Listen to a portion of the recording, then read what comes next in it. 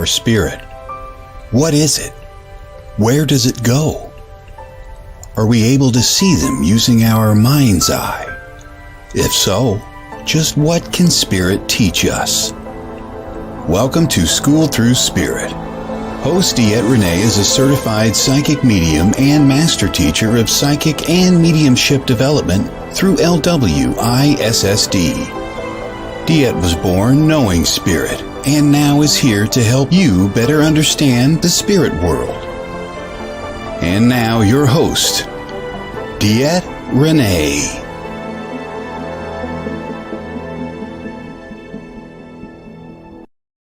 Everybody, welcome to School Through Spirit. I'm your host, DeEtte Ranae, here on WLTK-DB.com. School Through Spirit really is a show where I explore different people's lives, their journeys, and how spirit has impacted it. Now, each week I do have a small discussion based on something that spirit gave me, and then I go on to my guest. And my guest today, guys, you've seen her before. It is Heather Leigh Landon. I want to make sure I said that right, because we all know I screw up names. I screw up some names so bad. But yes, it is Heather Leigh Landon. Remember, she is a lady from the Warren Legacy. I want to let you know, guys, today is a book launch day for Heather. A book launch day. What's that mean? Today, I believe it's today, her book's being released. Her newest book is being released. I believe she's all healed up. I hope she's all healed up. She's had some surgeries, and I do believe she'll be going on tour soon. I think it started because I think she was at an event in Orlando this weekend with Chris McKinnell, and you remember him, guys, from Peru.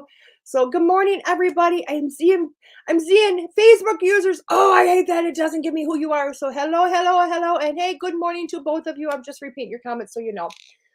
Now, I do also want to let you know, hello, good morning, Miss Jody. I am doing this old school way again because, you know, me and my producer never get to talk anymore. Like, ever since we started the whole countdown things and we got kind of professional, we never get to chit-chat. So I'm like, oh, bonus. Keep the countdown to yourself. Let's get this done. And we just talked. So that is what's going on. So I'm doing a little bit sharing. Good morning, Tim. So I'm doing some sharing as we go right now. So you're going to have to kind of deal with that for a minute. I do apologize, but you know what? Nobody's ever said I still lost the gift of gab no matter what I did. Anybody that knows that's true. So super awesome. I want to let you know this weekend I'm doing nothing. Why? Because I'm going to Florida, taking my granddaughter to Florida. We're doing the Addie field trip. As you know, I did that back in March. We're doing it again. We are going to Disneyland. We are going to Epcot Center. We're taking her to the mermaid show. Don't tell her, it's a secret. And and then I'm going to Universal Studio. Oh my God, that's what I had to talk to you. One thing I got to talk to you guys about. Okay, you all know I love my nails. I may not care about my hair, my face, anything else, but my nails have got to be done. And I promised this guy I would show them. You guys see these? Okay. With the thumbs. They are complete and total Harry Potter nails, guys. And I am going to do a big shout out to the nail guy that did it. His name's David. He works at US Nails in Janesville. He is the best artist. Look at that. Look at that owl. Look at headboard. Look at that owl. Look at the details, guys. This guy is a magic magician when it comes to nail art. And I know a lot of people don't care, but I'll tell you what, if you're a woman and you want to get some nail art done, this is the man to go to. David at US Nails in Janesville. He rocks. Totally rocks. I don't know if that was unwarranted or not, but I mean, come on. I'm so excited about these. I've gotten so many compliments on them, so I'm loving it. But anyway, kind of let's get back to the day. So yes, we have got Heather Landon. Now, because I'll be in Florida, I just got back from Florida yesterday, Kentucky, taking my grand to college and stuff. Oh my gosh, that is so much fun. Isn't that cool? I love that. I love it. So next weekend, I won't be here. Obviously, I'm going to be in Florida. And I know you're all going to go, oh my God, where are you at? Because you guys are awesome and you always watch and I appreciate you so much. But I'm not leaving you high and dry. We're not doing the old, what I used to do, which was, remember how I used to just do a replay and we'd be like, oh, well, you know, Stephanie, my assistant and one of my best friends, literally said a while back, hey, you should have guest hosts. So guess what? Next weekend is a guest host, and it's a dual guest host, not one, but two. Danny Loosemore and Terry Flick are coming on to guest host. They're doing it in tandem. They own Soul and Synergy LLC, excuse me, up in Eau Claire, Wisconsin. Um, they are Reiki masters and tarot teachers, and just to me, I mean, these two are rock stars. They also own a production company called Metapara Pro, which I am joining with, or I can't say joining, partnering with, just to represent myself. So I'm entering into the Metapara Pro production company to help produce a lot of things, which is awesome because we guys, I'm doing more and more stuff, right? And then when I get back from, oh my gosh, thank you, Heather, for sharing. I appreciate you so much. I love you guys. Oh my God. Thank you, thank you, thank you. So I love these guys to death. And again, we're entering just to jump in and do all this stuff, which is awesome, and see where we can go. Because, guys, I'm looking at a lot more galleries in person. When I get back from Florida, that's going to be one of the top priorities. Really start to get some galleries out there and about. A lot of people have been asking for them, so I'm like, hey, why not do it? Let's not do it. Let's just blow up. Let's do it everywhere we can. You know. So, oh my gosh, Spirit is like jamming my head with so many things. It is crazy. Oh my God. And I don't apparently want to talk about any of them because my throat chakra is just going on me. So they haven't given me a couple of different things, and they gave me one topic to talk about this morning, and now they're just popping another one in my head. So which one to talk about? I want to talk about the first one first, and maybe that'll lead into the second one. And if I don't get to the second one, apparently my throat chakra is not going to mind because it doesn't want to talk about it anyway. But um, and who figured Jack doesn't want to talk? That never happens, does it?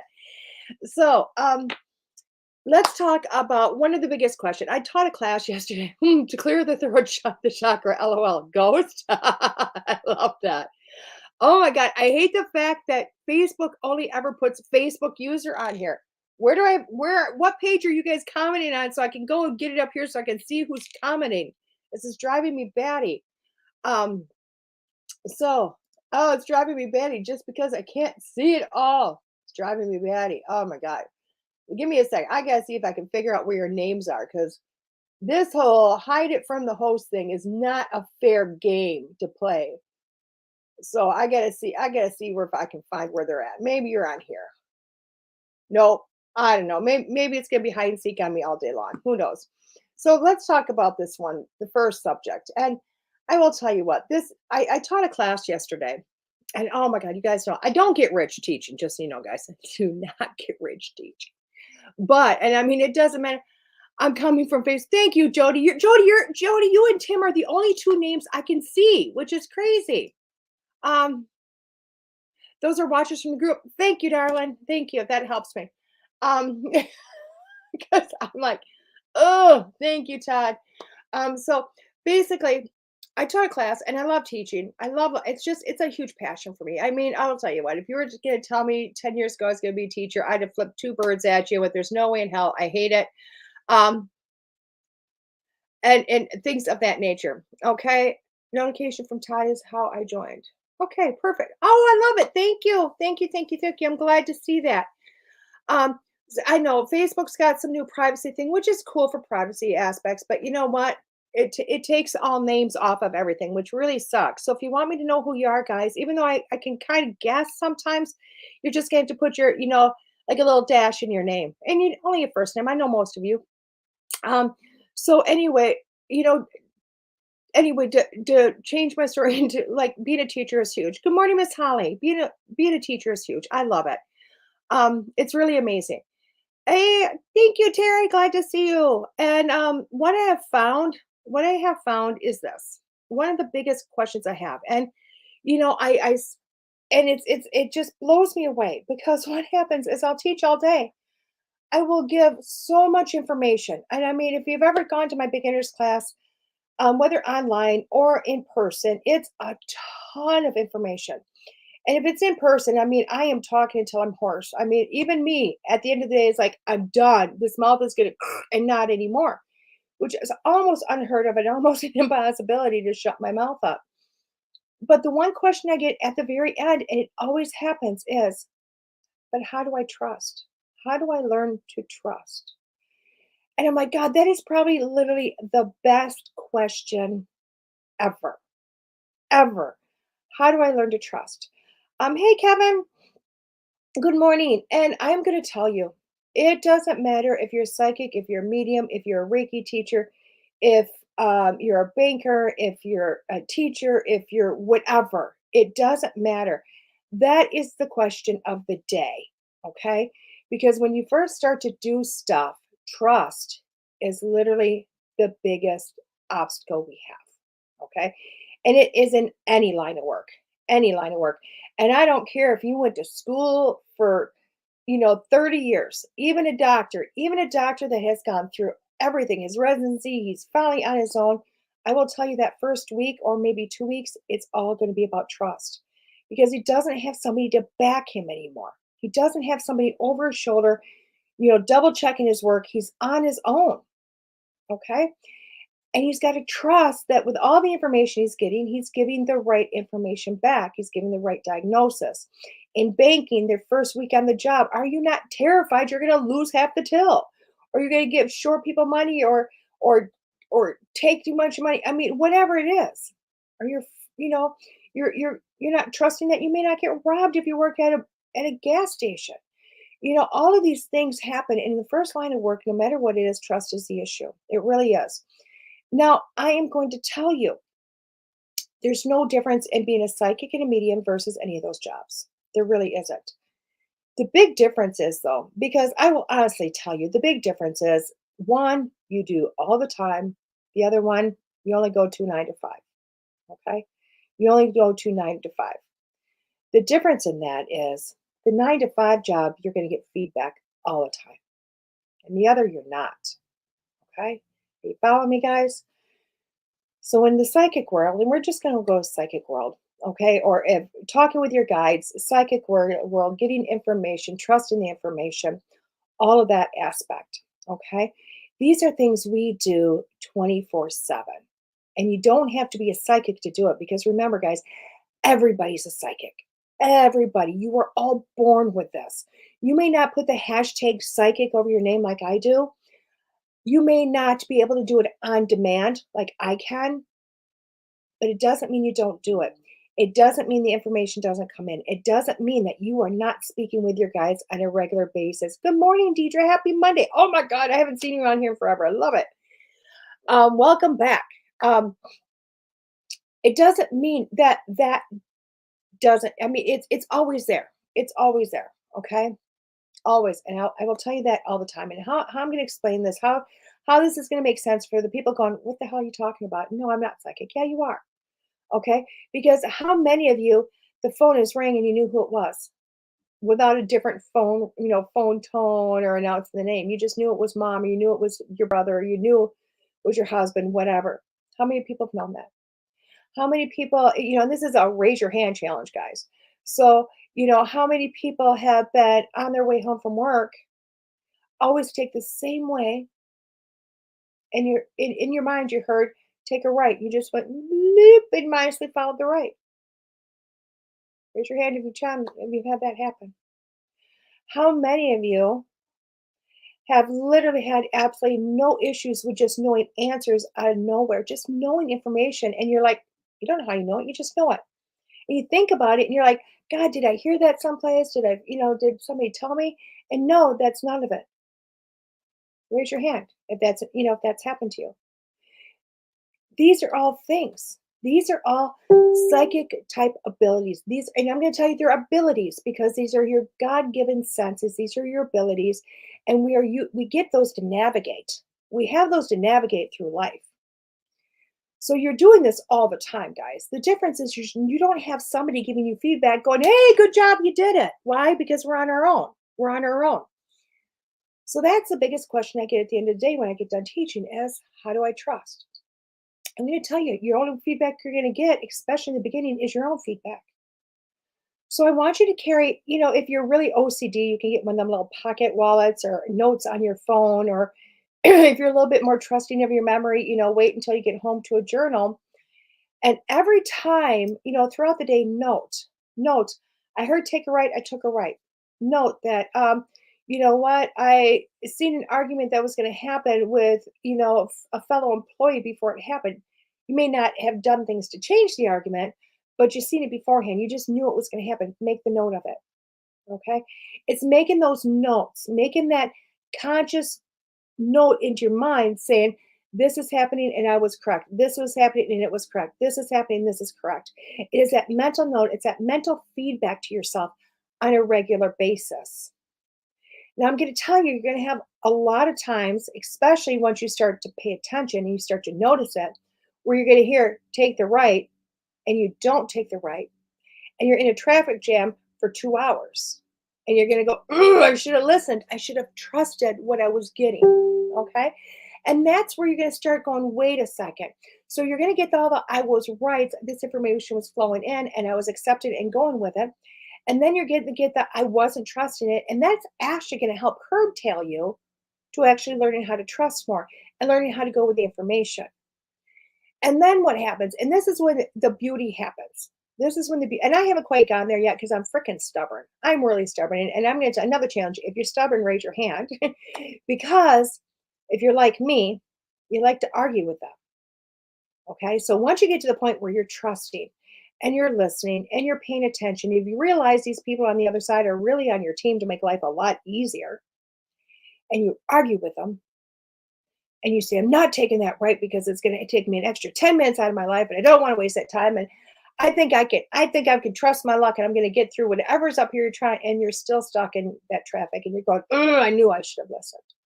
And when you start kicking yourself in the butt for not listening, trust me, it starts to make you listen a little bit more. Because there's so many times you'll take that right. There's so many times you'll take the right and you have no clue what you've avoided. None. You're just going on blind faith.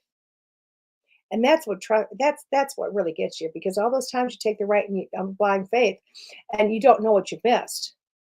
You don't have a clue what you missed. So you start doubting it. I'm not yelling at you, Tim. But that is literally how we build this. That's how we develop this. This is how we go with this. Okay. Now, other ways to learn to trust, other ways, and that's just the simple things in life. That is literally just the simples, start to listen to your guides. And when I say listen, it might be you might hear it in your mind. You might have just, something. It might be a gut feeling. It might be you see a visual in your mind, like an image in your mind. That's what I'm talking about when I say listening. Okay. So, God, my throat chakra is still like, don't talk about it. So anyway, when you continued with this journey and you're going, okay, that's all and good, but how do I figure out how all this works? Okay. Well, that's how we start to break down these senses. And I call them senses. You know what? For the longest time, we've always called it clairvoyance, claircognizance, clair is just a cool term for France. It's just clear knowing, clear hearing, clear whatever. But you know what? I will tell you what today, even in this world, people have no clue what those words were. I have so many people in this world that go, I'm a clairvoyant. I go, oh, you see things? They're like, no, I hear. Okay, well, clairvoyance means seeing, not hearing, but that's okay. It's just the terms people get, they get lost in the terminology. So I've gone back to just using senses because I think it makes a little bit more sense. So if you want to, develop your sight, you want to develop that ability to see images in your mind, I want you to take a week and practice using your normal eyesight, okay? Your eyesight. I want you to start to look at things. I want you to spend time staring at a tree. Start looking at it from a different viewpoint than you did before. So many of us see trees and we're like, oh, it's an oak, it's a maple, blah, and we go about our day. But I really want you to look at that tree. I want you to look at the bark of that tree. I want you to see the different colorations in it. I want you to see the lines in it. Do you see images in it? Because I'll tell you what, we all see green man in the tree. I want you to look up at the leaves. I want you to see the shapes, the different colors of greens. I want you to see the different sizes of the leaves. I want you to see where the squirrel might have nibbled on one or a bug might have nibbled on another, and how it just kind of designs itself. When you look at people, I want you to really look at their faces. See those lines. See their expressions. See if they go flatline in their face, whatever it might be, but really use that eyesight to see. And as you're developing that, where you're really using your eyesight to see, you're also working with that psychic sense, that extra sense, and you're developing that sight. Trust me, when you use your regular senses, you develop the extra senses. And I know it sounds crazy, but it's true. Because all of a sudden your mind is used to seeing images, it's used to seeing details, it's used to seeing all this amazing stuff. And you're going to be it's going to blow your mind when then all of a sudden you're driving down the road and you're going, oh my gosh, what's in your head? You're going, oh my God, what's today going to be like? And all of a sudden you start seeing images of your office and images of your coworkers and maybe an image of a disagreement. You're going, okay, how do I not have this disagreement happen? And that's what's going to happen to you. You're going to start to see these images and it's going to be mind blowing to you. And then one day after that, it's going to become natural to you. So, but you're going to do the same thing with hearing. You're going to start listening. Listen to one noise at a time. Go outside. And if you live on a street, listen to the tires on the road and not the engines. Or try to ignore that and just listen to one bird chirping. I love to tell people to go listen to big band music. And everybody's like, oh my God, why big band music? Why? Because there's so many instruments playing, so many instruments. But only listen to one of them. One of them from beginning to end, only listen to one of them. Single it out. You're going to develop that sense of hearing. Now, again, you're developing the outer ear. And I'll tell you what, you'll be able to hear a pin drop after a while. What is happening is you're actually teaching your brain to register sound in your mind. You're teaching your brain. You're training your brain. And then what happens is when your guides talk, your brain registers it. And it's mind-blowing when you work with your senses, your physical senses, and you build those physical senses, how the extra senses really start to kick in. And you're going to naturally start to trust. But it's practice, guys. It's practice. You're not going to do this on a dime. This is not something that just overnight, a magic wand, Harry Potter, mystical magical powers are not going to happen overnight. This takes time. It's like going to the gym. You have to build it. You have to work with it. And you have to gain trust in it. Okay? Because if you're like me, society told you your whole life, nope, can't believe it. You're wrong. Not true. It's made up. It's in your mind. Blah, blah, blah, blah, blah, blah. I mean, just the list goes on.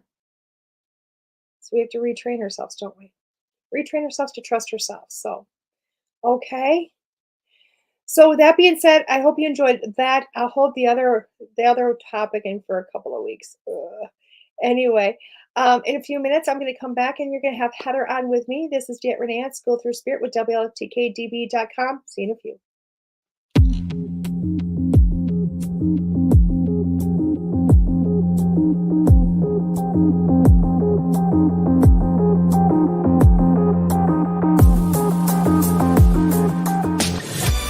Want to see your video here? Sponsor WLTK-DB Talk Radio and watch us make that happen. With your paid sponsorship of $80, you receive a professional produced audio, video, and banner placement on our station.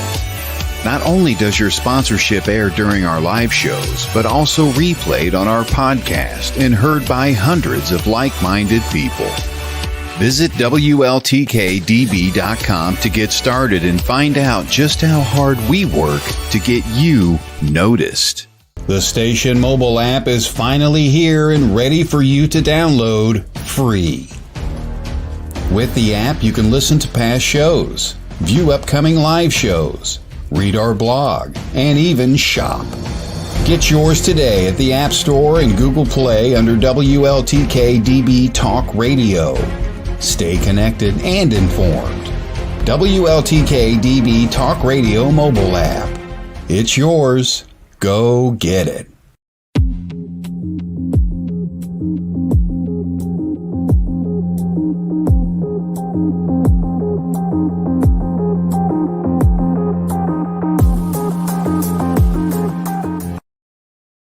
Hey everybody, welcome back to School Through Spirit. I'm DeEtte Ranae, your host. I just want to talk a moment about Heather. It's Heather Leigh Landon is in today. She is on the board of directors of the Warren Legacy Foundation for Paranormal Research. She's the founder and host of Exploring the Paranormal. founder of Exploration Paranormal. She's got a couple of books out there. The newest went on pre-sale called back in May. It's Haunted Southern Nevada Towns. And we are going to talk about that book and so much more today. Can I welcome in Heather? Hi, Heather. Hello, everybody. Are you still in Florida? Yes, yeah. Sorry, I had an emergency. I had to take my son to Tampa, unexpected. So that's why I'm kind of. Hopefully, it's quiet enough here. Oh, it works perfectly. You know, it's got to be better than bringing Chris in through Peru. So. Right. We had so much echoing, but we made it work. It was wonderful. It was wonderful. Right. Yeah. So, I mean, I let everybody know, you know what, they remember, hopefully they all remember you from last time. But can you briefly just tell everybody a little bit about you, just to kind of bring them back up to speed? Okay. Yeah, I've been researching the paranormal field for more than 30 years. And like you had mentioned, I am I'm the Chief Administrative Officer of the Warren Legacy Foundation, as well as a board director or a board member. Not quite a director on the board yet, but we'll get you there. Right. And I do this. I love talking about the paranormal. I love teaching other people. We help people who need, help with paranormal activity happening in their home. And like this last weekend, Joe Frankie, Chris McKinnell, and myself were guest speaking at a convention in Orlando. Right. And we had a blast doing that, talking about our experiences, helping people with, emotional help, dealing with the paranormal. It was just a really great weekend. I will tell you what, I got to see some of those pictures and I'm like, oh my God, it looked like so much fun. And the videos of the Ghostbusters, it was like, why am I not down there with them? I'm like, I'm one more week from Florida. Why am I not down there? My granddaughter would have loved to come in and said hi, Yeah, it was a blast. I mean, they had all the horror, celebrities, they had Shawnee Smith, Tyler, I can't remember his last name, but all the people who played Michael Myers. I mean, you name it, they were there. Oh, all the Michael Myers too? Wow, that's insane. Yeah. That's insane. What a great time. So you having a book launch. When's this book out? I know it's been on pre-sale. It actually launched this morning, officially. Yes. Yeah. I would show you a copy, but I sold out yesterday. And that's a good thing. That's a good thing. You know what? Yeah. We can always put in, on the next break, I will put in the link of it so that everybody can see it. It's the haunted one, right? Haunted Southern Nevada Ghost Towns. It covers all the ghost towns from Tonopah down through the southern tip of Nevada. I love that. I love that. Can you tell us a little sneak about the book? This book covers, I wanted to take more of a different direction than what they usually do with History Press, but of course I had to keep it within their guidelines of sharing, the haunted histories of the area. Right. But I also include a couple chapters on why ghost towns are haunted, what makes a ghost town. I share information about Tommyknockers, which is the most common occurrence in Nevada mines. Right. And then there's also I take a step through each town. I talk about the history. I talk about why the town may be haunted. And then I also spoke to several paranormal investigators on locations I might not have gone to. And I have their stories and their experiences from those locations. Oh, wow. And then the other thing is you're going to see stories about Clark Gable and Carol Lombard in there because she died in Southern Nevada and he pretty much drank himself to a stupor at one of the local bars there. And his ghost and her ghost are both seen at this bar, as well as Virgil and Wyatt Earp, who haunt Goldfield. Oh, do they really? That's insane.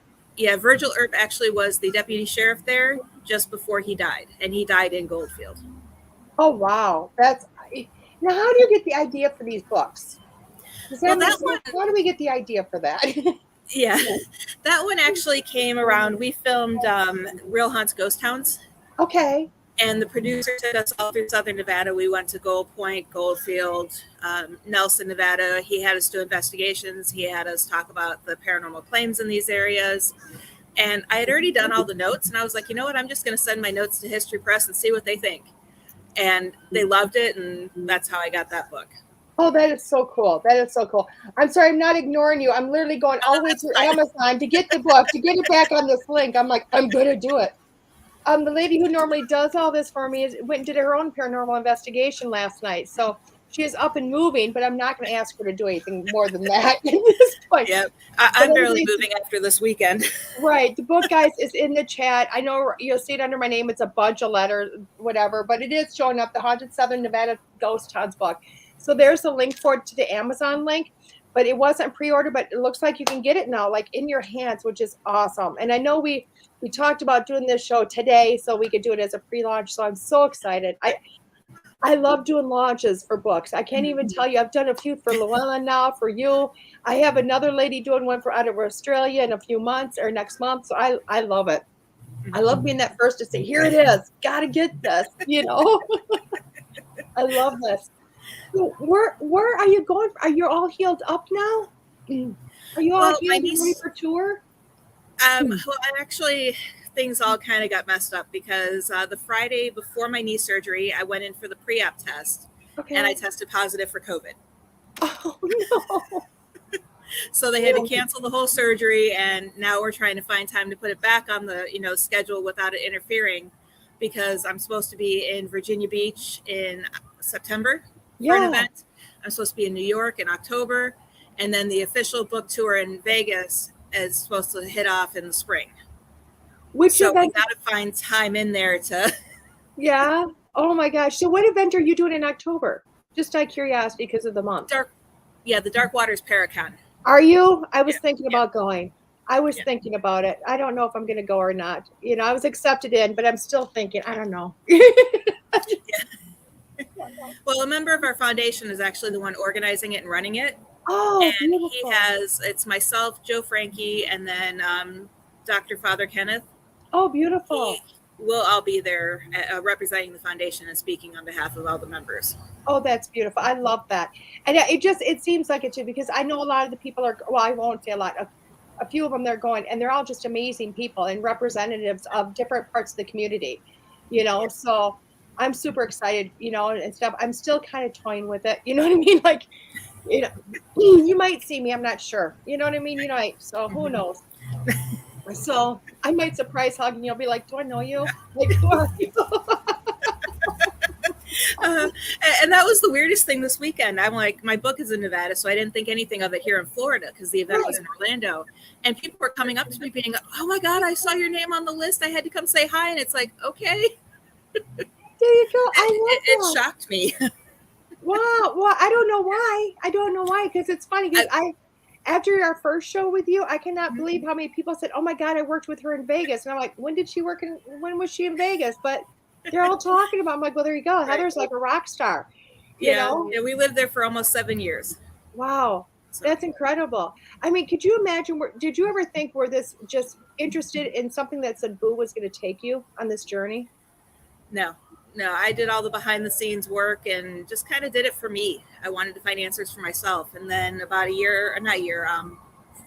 years ago now, I decided that this is what I wanted to pursue full time. And it just, with a little hard work, it just took off.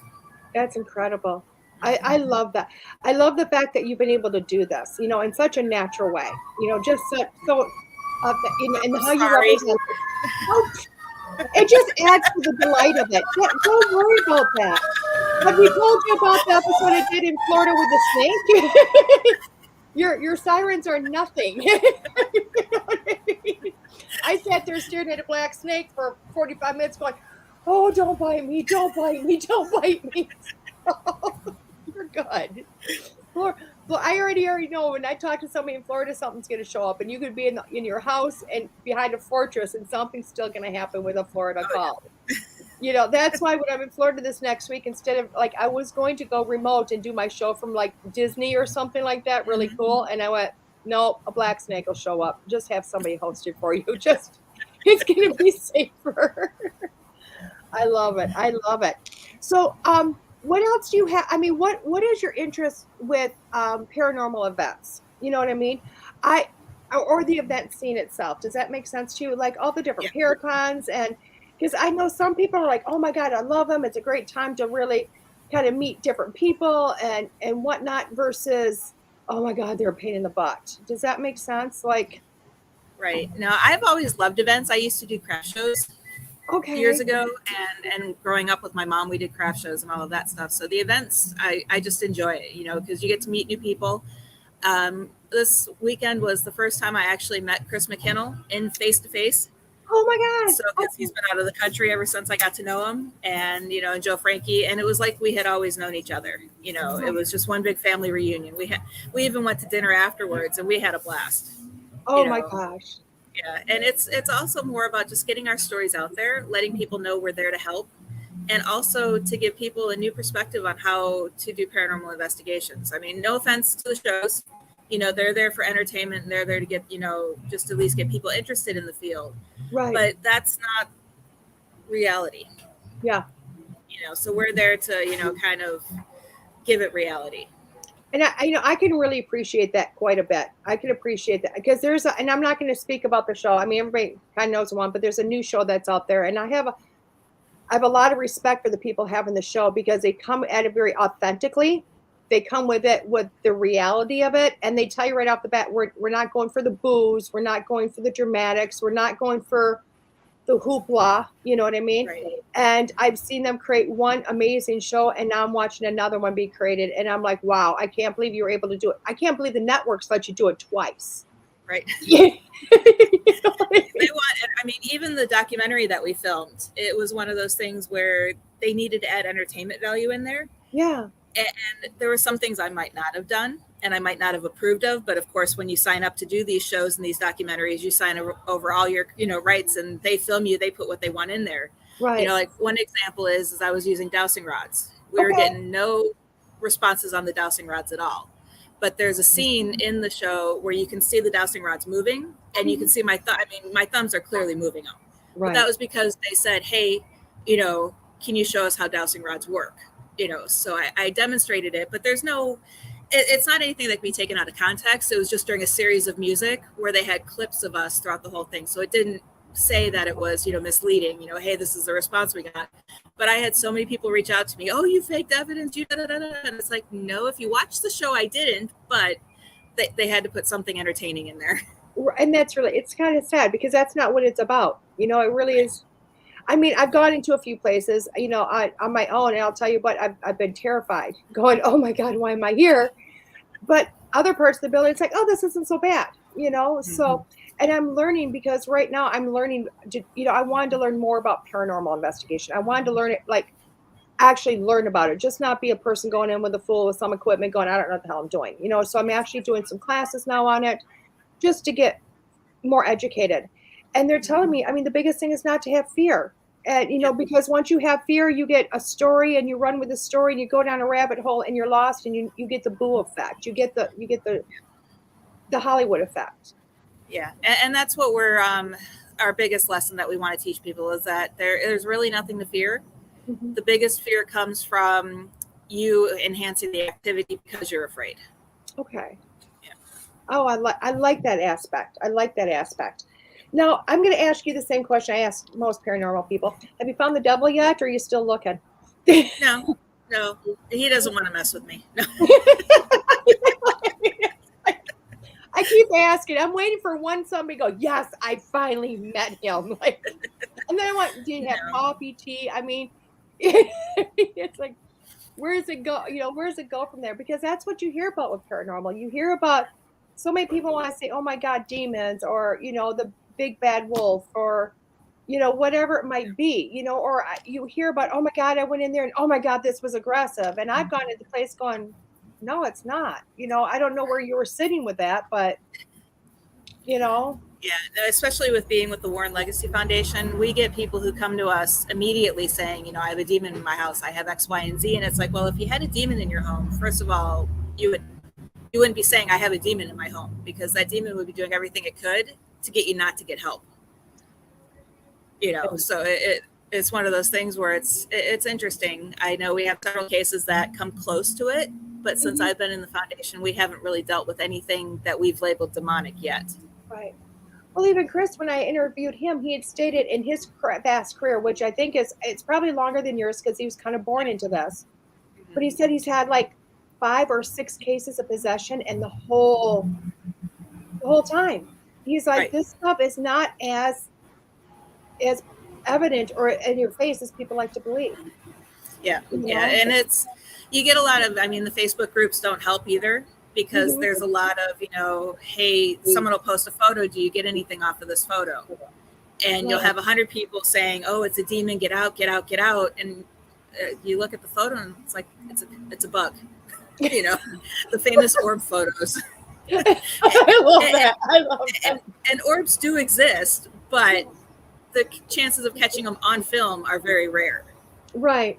But so many people want to put fear into others, and we go into those groups being like, there's nothing to fear. If you want the truth about what you see or what you feel, let us know and we'll help.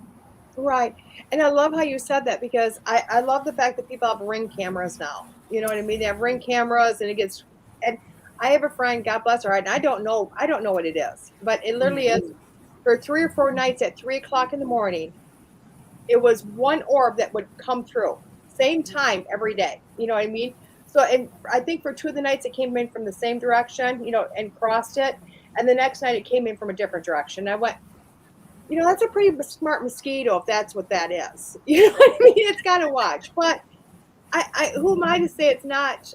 Who am I to say it's not a spirit? Who am I to say that? You know what I mean? But at the same time, I'm like, and you can blatantly see there's no other activity, nothing's going on, but the same night, bing, and you're like. And we have a lot of people be like, the rods, where you can see the rods with the little frilly stuff on the outside. Yeah. That's usually a moth or a bug that flies faster than the shutter speed of the camera. Okay. And they're like, no, if it was a bug, it would just float across. And no. There's so many photographs that we get, and we have to carefully tell the people, because that's the hardest part for me, is when people wholeheartedly believe they're haunted, they're possessed, they're X, Y, and Z paranormal, and we discover it's not. The hardest part is telling them that, because either A, they don't want to believe it, or B, they become heartbroken because then they think they're crazy. Now, my reality would be, what do you mean? I'm not special enough to have something? That would be my reality. I'm like, what do you mean? I wanted it so bad. Because my heart's like, tell me I have an angel. Tell me I have tell me I have something. You know what I mean? Right. And yeah, I'll be the one that cries because it's not happening. Not that you broke my heart for whatever. Be the special factor is gone. So that's just my world, though. So I guess I'm lucky on some aspects there. So what is since we're talking about debunking some of that stuff, I want to go flip it to the opposite side. And what is probably the scariest legitimate thing you found that you couldn't debunk? I would say that it was when I was physically attacked. Okay. Because during that investigation, we had our lead investigator, big guy, not big round, but big, tall, and bulky. His eyes went completely black. And for me, that's the first time I ever saw that. And there was no answer as to why that happened. And when he came to, he had no idea even where he was. He's like, where am I? So and we had been at this home for 2 hours. Wow. So it's not like we just arrived and he forgot where he was. And then later that day, I was cleansing the home, and I was in the tub because she had this huge picture window over her tub.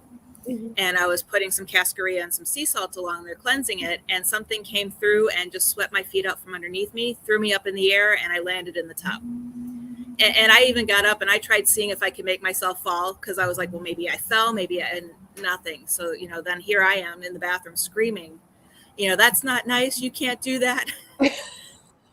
And she ended up we could never figure out what it was. We just knew it wasn't demonic. It was just basically a pissed off human being that had passed. And then when she put the home up for sale, because she wasn't going to have anything to do with it, something told me to go to the realtor.com and look at the photos.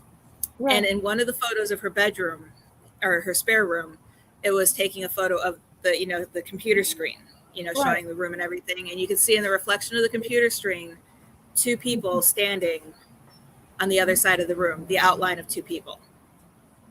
Oh, wow. And I'm like, of course, probably I'm the only one who notices that stuff on the real estate pages.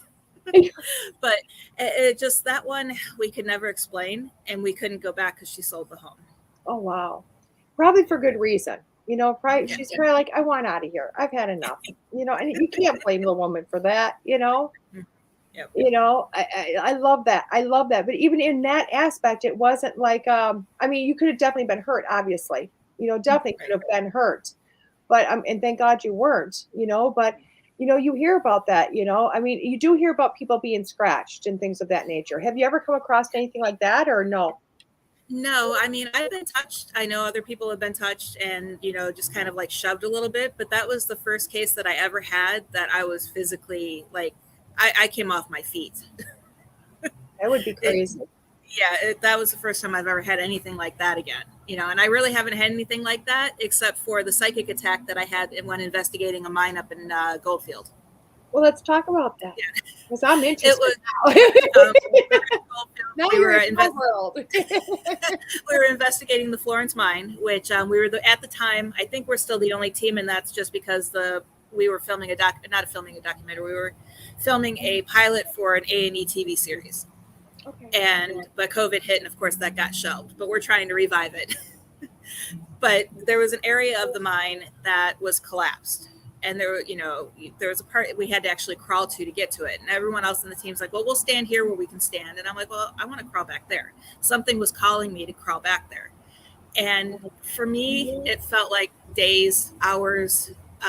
But once I got back there, I started hearing screaming, men screaming. I couldn't breathe. I felt like something was crushing my chest. And they actually had to kind of guide me out of there, and even the guy with the camera, he's of course filming the whole thing. And the team's like, come on, Heather, I was picking up on the energy of men who died in the collapse. Right. And the owner said that they're still unsure if they got everybody out of there. Oh, wow. So. Wow, that's crazy. That's crazy.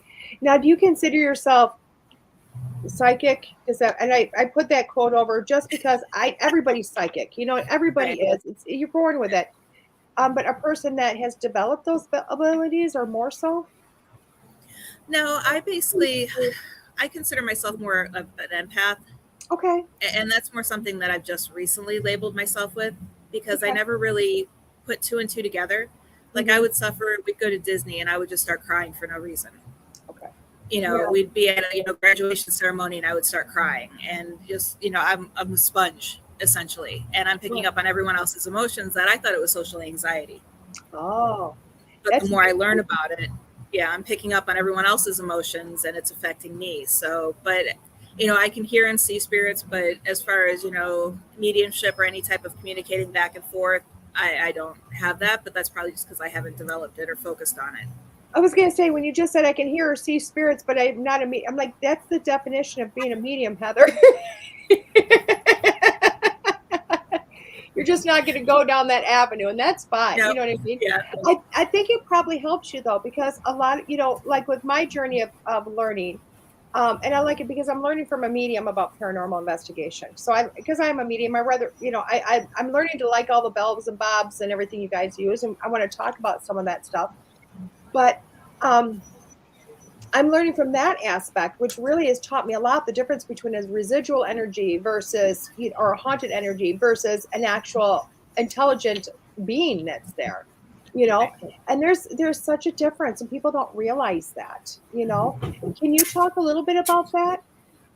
Yeah, with residual haunts, it's kind of almost like a tape recorder playing over and over, which goes back to the stone tape theory. But one theory that I've actually started researching more recently is the Superman theory. And that's, remember when they created they put the entire Bible and the entire Encyclopedia Britannica on a small crystal? Okay. Yes. It goes to the theory that crystals can retain energy and data. Right. And the earth is made up of crystals. Mm-hmm. And the areas that have higher concentration of quartz crystal seem to have higher concentration of activity, but it's all residual because the environment's just kind of replaying, what's happened. Or some people call it, emotional scarring of the earth. Okay. Is what can happen. When it's an intelligent haunt, it interacts with you. Where residual doesn't even know you're there. You can try to talk to it, but it's going to walk right by you. It's, nothing's going to happen. But an intelligent haunting will interact if you ask questions, if it wants to. Not always. Right. And sometimes it's hard to determine between the two. I mean, I know one story that Chris shares a lot is the popcorn ghost. Okay. There was a client that we had that every morning at like 2 or 3 a.m., they would hear someone walking down their stairs, go into the kitchen, use an air popper, which they didn't own, and then you could hear them walk back up the stairs. So someone who had lived there prior had gone up and down the stairs every night at that time to get popcorn. Oh, wow. And the energy is just, still there. That's great. Now, how do you, say you have that in your house, how do you get rid of that? Can you get rid of that? No, it's just there. Yeah. It's just there? Well, that sucks.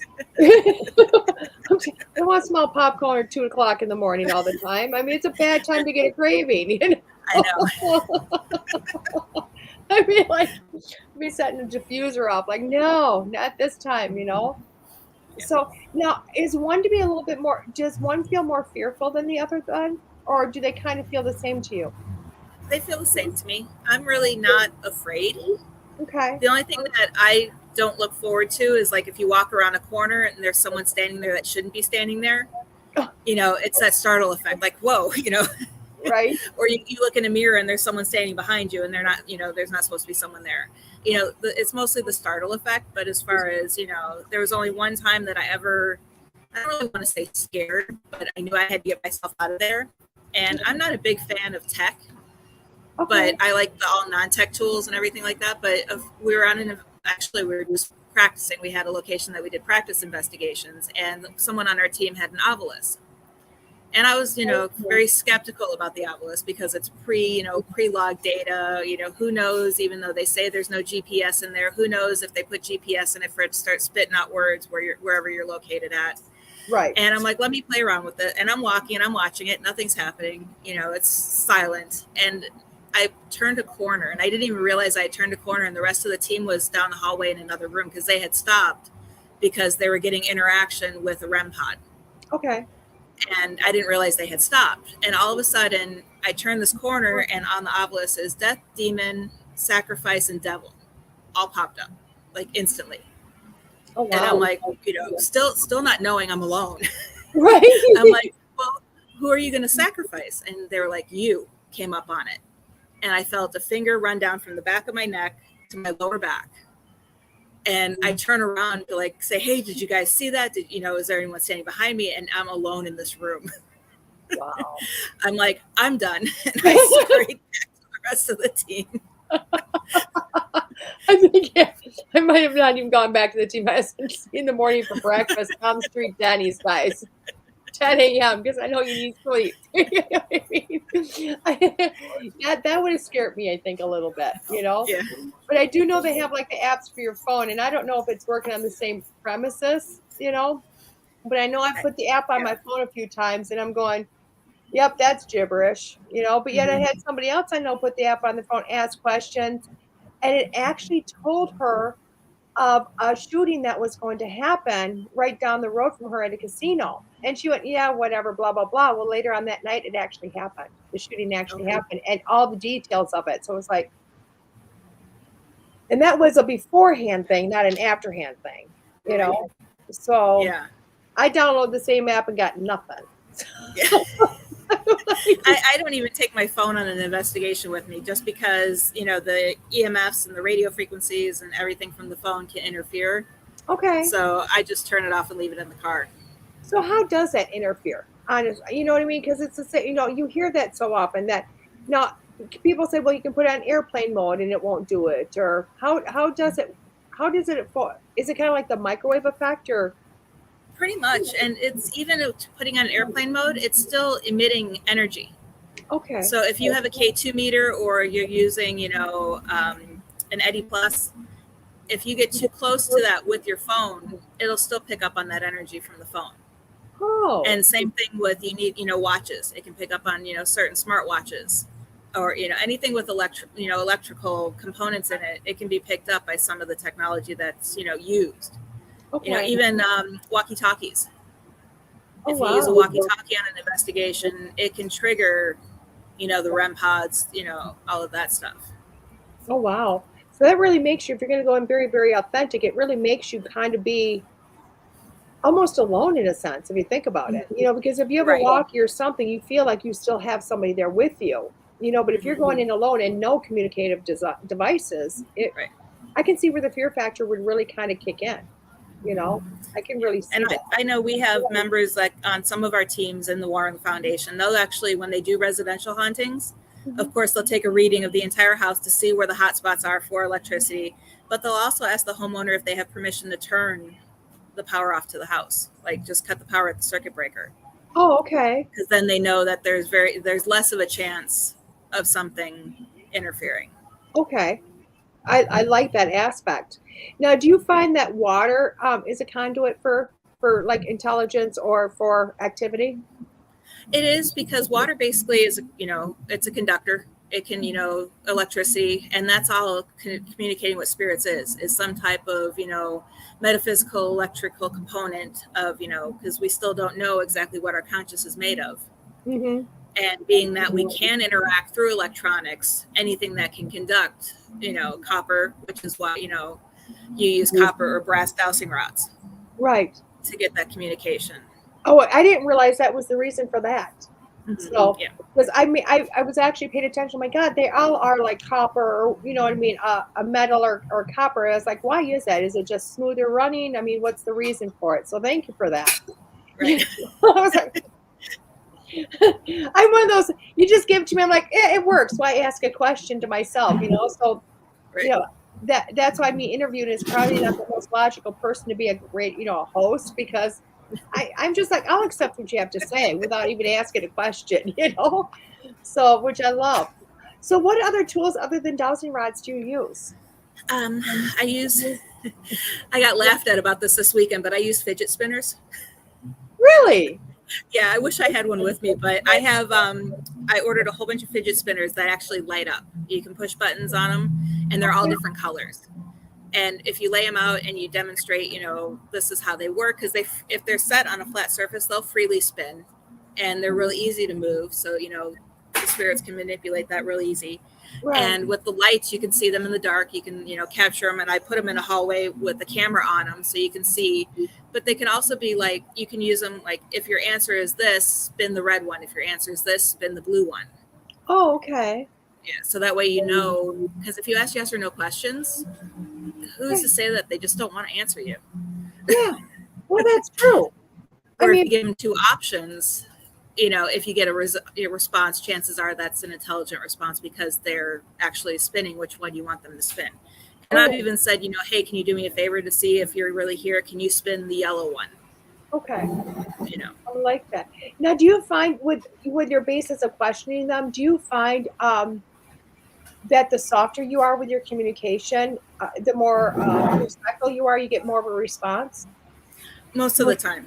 Yeah, because I'm the type of person that I'll go in. I like to sit in the corner and just watch everyone else. Again, my sponge. I absorb everything and I watch and I see what's going on.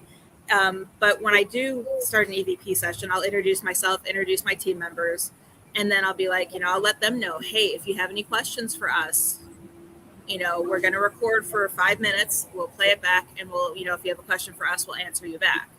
Right. And I seem to, they seem more curious about us because we're more open to talking about ourselves and not putting them on the spot, with all these questions that we're throwing at them. Right. And that's one thing you see is they're always asking questions. I mean, I would be annoyed. I mean, I don't know about you, but you get these places, and this is my scenario, okay? Like, I'm going to bring up Edinburgh Manor because it's the one I do know. And it's booked out like every night with another team, and I think I want a night off or two. Right. If I was the spirit, I'd be like, I'm so sick and tired. Why is it the same questions this is hell on earth because it's the same questions every night, different face, Yeah. So, yeah. And that's the problem is everyone asks the same questions. On my blog, I've put 13 out of the box questions to ask when investigating, a ghost town, 13 out of the box questions to ask when you're investigating a jail. And there's so many different questions you can ask besides who are you, or my favorite is how'd you die? Sometimes they don't even know they're dead. Yeah. But one thing that I have done is, or the one thing that I always tell people is to make sure that you're educated. I know when you send a psychic into a location, you don't want them to know what the location is or anything about that, which is another reason why I don't label myself as that, because I want to know everything about the location before I go in, because that helps me gauge my questions. Okay. because we were actually investigating an old Mormon fort and an old Mormon settlement area that was now, it was transformed into another business. Mm-hmm. And someone had said, who's the president? Right. And we were using a spirit box, and the answer that we got back was Jeff's. And the person conducting the EVP session was like, nope, you're wrong. And I'm like, well, wait a minute. The Mormons believe that Jeff's is their president. Even Warren Jeff's dad was the leader of it. And it's like, they might not know, even back then, who their president was, because they thought the leader of their religion was the president. That's true. And in my world, I have to get that information and then go research it. Right. Yep. Which is the opposite. I can see where your side of it makes it happen a lot faster. Mm-hmm. A lot faster.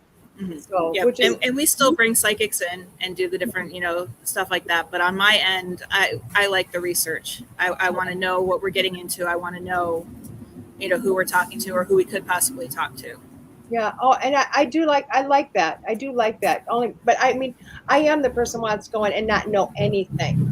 Right. One of the investigations I went into, she's like, "Do you want to go blind?" I said, but I need to find out about 2 areas. She goes, "Why?" I said, "Because people went blind about me. I need to go look at them. I need to know where they're at. I need to get them off my radar." And she went, "Okay." And I'm like, because I'm not going to have anything to do with the rooms now. You know what I mean? And I walked to the rest of the building, which is, but that's my way of doing it. And then research later, go, wow, this is really cool. This is what we got. So, but I think both sides work. I think yours might be a little bit more efficient, though. I get it done without having to go back for more investigating. Exactly, and that's very, very true. I love that. So, now, why did you pick? Well, I want to go back a little bit. Because we talked about in the very, very beginning, and I don't want to give too much of the book away, but what does make a ghost town? What does make officially a ghost town? Yeah, I talk about 3 different categories of ghost towns. The first one is completely abandoned. And what it was is these are towns that used to be the major cities in Nevada. They were, 20,000, 10,000, the largest cities, former capitals of the, county seats. Actually, Goldfield used to be the capital of Nevada before they moved it. And all of a sudden, because mining operations ceased due to several factors, including fire, flood, government shut them down for World War I and World War II, populations have dramatically declined. So the first level is completely abandoned, which would pretty much be Gold Point, sort of, because Gold Point only has like 23 residents. Nelson, the only residents there are the 2 owners of the town, but they open it up for public tours to come through. And places such as Rhyolite, which is no residents whatsoever. There's not even power to the town. And a lot of people go there. And of course, then you have Potosi, which can only be accessed by ATV, and several of those throughout the town.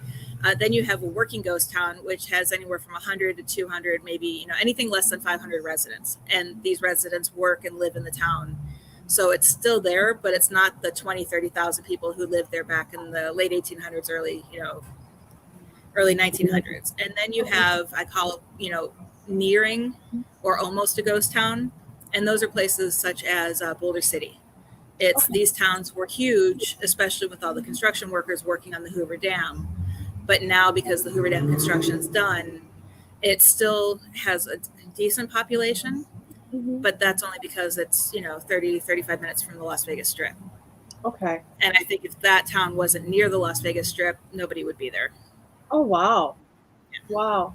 It's incredible that you were, you've really, because I was honestly only expecting a few people or no people, you know what I mean?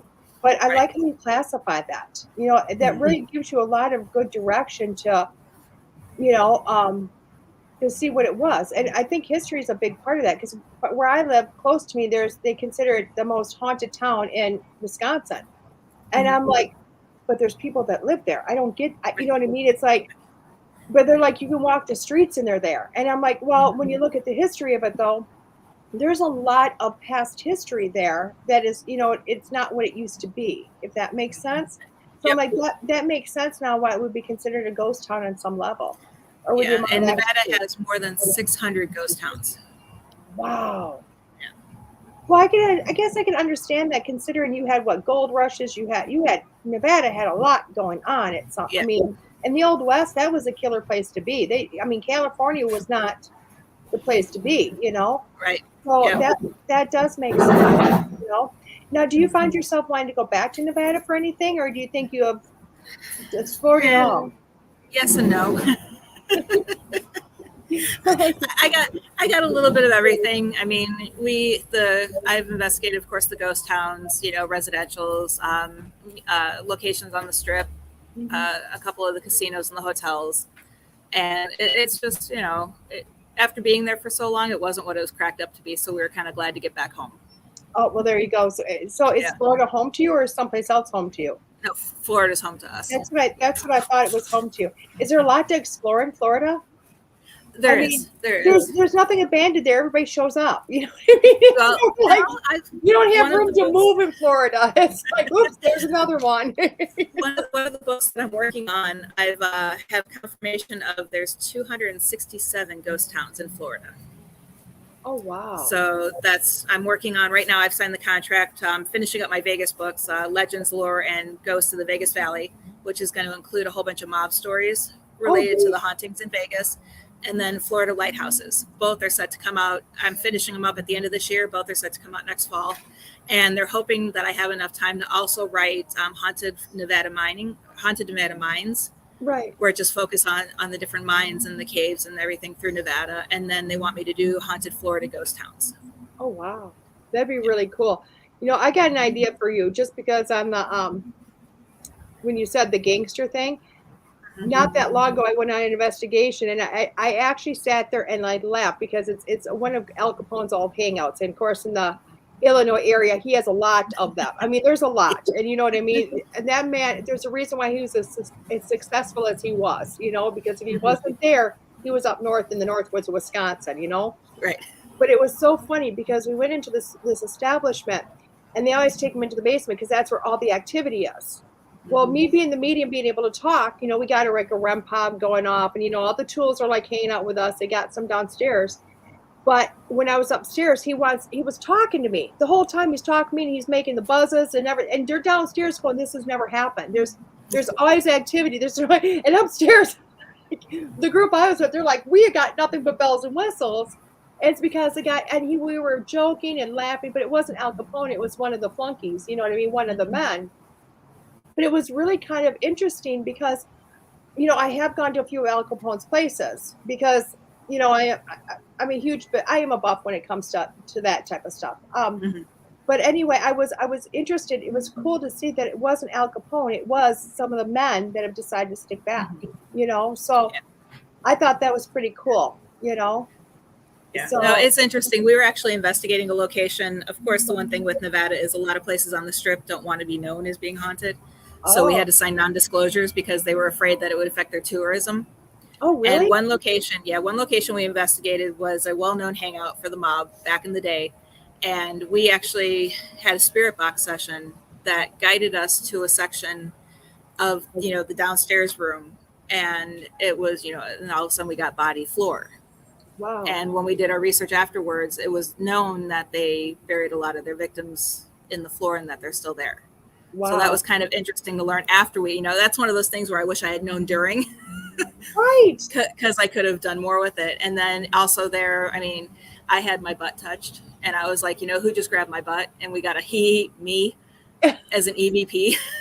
That's awesome. I've been recording that for giggles to make me smile later in my life. Yeah, I was just like, and I didn't even know anything about that, but it was just weird. And we even had a section where we had captured an EVP that said "Stop Police." Okay. So that would have probably been something residual happening in the area. Okay. And then the one intelligent one that we got it wasn't too far from where Tupac was shot.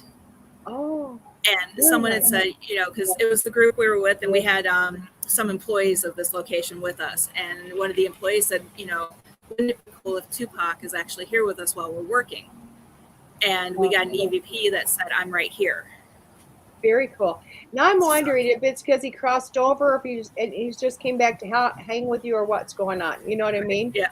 Yep. Because while you're talking, I'm thinking I've talked to two gangsters on the other side, not knowing they were like family members to the person. And we're not like just gangsters. I'm talking like the Godfathers, the head of the family, you know? Right. And so it's funny when I hear that. So it's like, I now I'm thinking, God, you could probably ask them to come in. You could intelligently go into a spot and say, hey, dude, can you show up for 5 minutes and talk to us? You know? So then it's like, how do you determine who is now one that's crossed? God, I got a boatload. Now I got questions. So how do you determine if Tuvok or somebody has crossed over and gone on their merry way and just came back to say hi versus they've decided to stick around? That's the tough part with this field is that's why we're all doing this so we can find the answers into that. So, and who's to say that it was even him? That's true. It could have just been someone else saying, I'm right here. Hey, talk to me instead. Yeah, that's true. Well, that would be highly disappointed, though. Because I was thinking, I was going to say, hey, you and me, let's go up to Minnesota. We'll talk to Prince. You bring equipment, and I'll ask him to come in. You know? Let's see what party we can have. I got your next book idea. There you go. Exactly.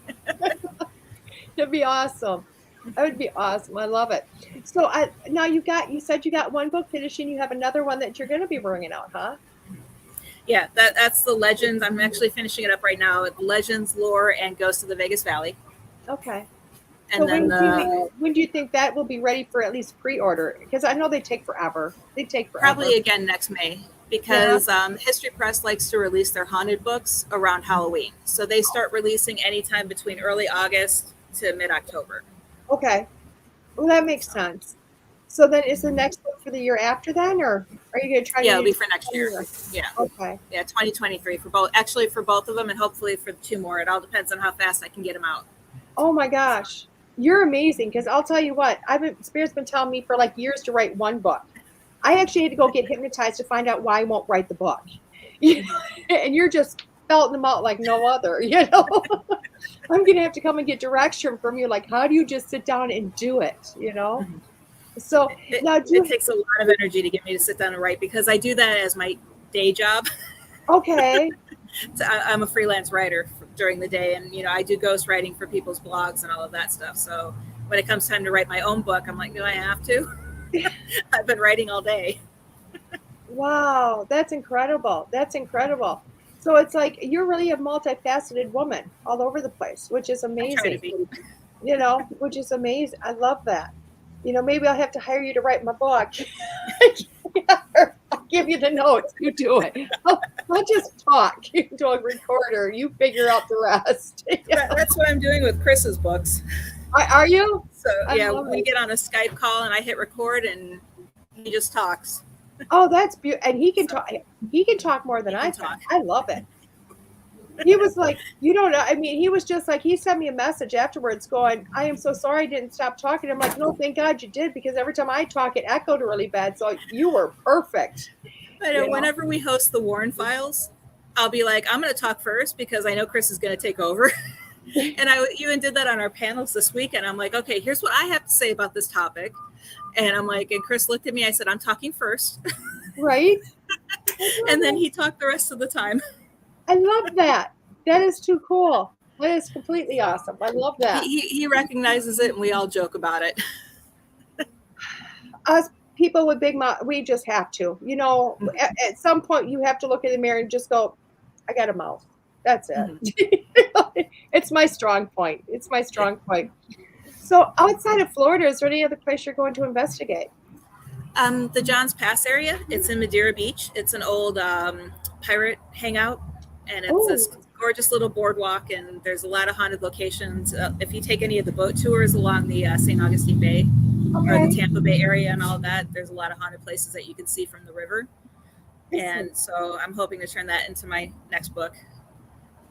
But we're looking to do that. And then in the Vero Beach area, which is on the other side of the coast from where we're at, is where my parents live.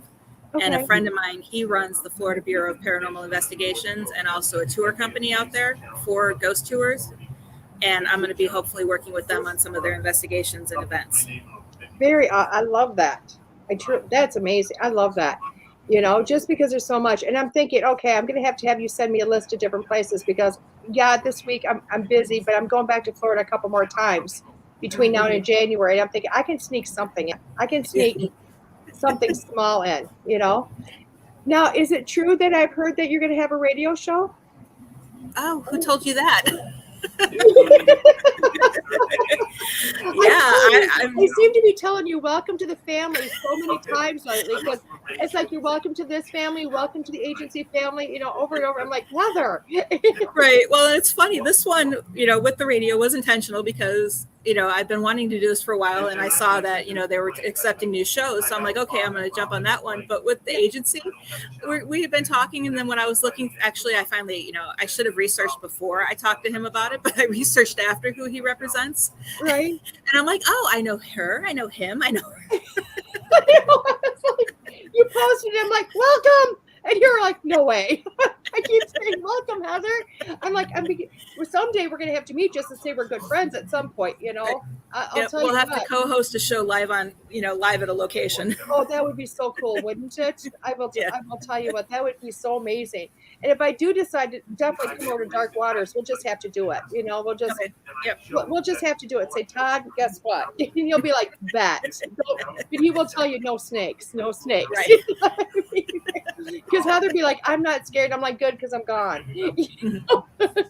So I love that. So what other interesting things do you have coming up? I'm trying to think. Well, in September, the Warren Files comes back, and it starts the first Wednesday at 8 p.m. And it's every other Wednesday. It's where Chris McKiddle and myself host various members from the foundation that talk about different topics. Okay. Of course, the first topic is going to be Haunted Southern Nevada Ghost Towns, based off of the presentation I gave over the weekend. Okay. And then on the opposite weeks of those is my video podcast, because the original show I have, Exploring the Paranormal, started, and then I'm going to continue with that, just doing presentations on there, but that's also getting turned into the radio show on Tuesdays. Oh, fabulous. So that'll be Tuesday mornings. And then Wednesday nights, I also have Ghost Education 101, which I've been doing for 2 years with Philip Wyatt. He's out of Atlanta. Okay. And we have special guests come on and talk about, you know, different, it's more or less educating the public about the paranormal, not just having a guest because they're famous. Right. We have guests that know what they're talking about, type of thing.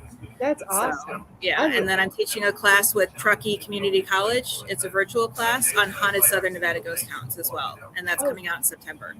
That's incredible. I mean, I look at you and somebody that took wanting to go find dead people, and how you've turned it into such a beautiful career. It's just amazing, you know, and bringing it into to a forefront.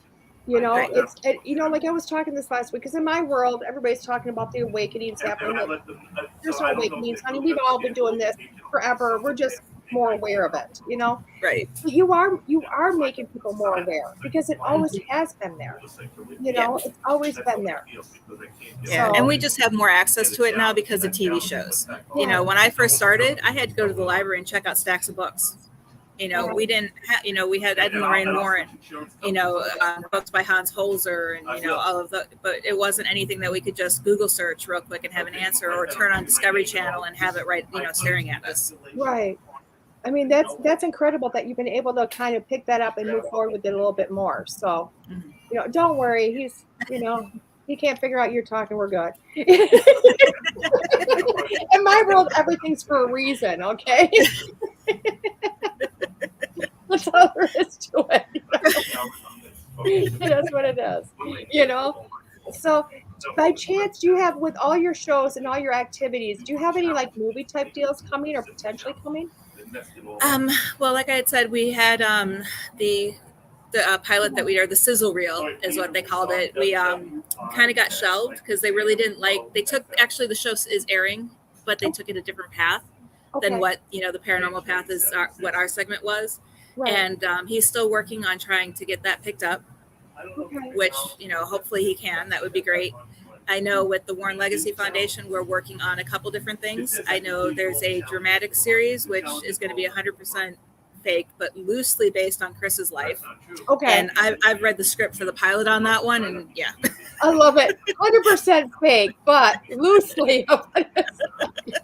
But it's good as long as you don't go in knowing who the person is it's about, because I know who it's about. It's like, you know, but it's all the money from these projects are going to fund the foundation.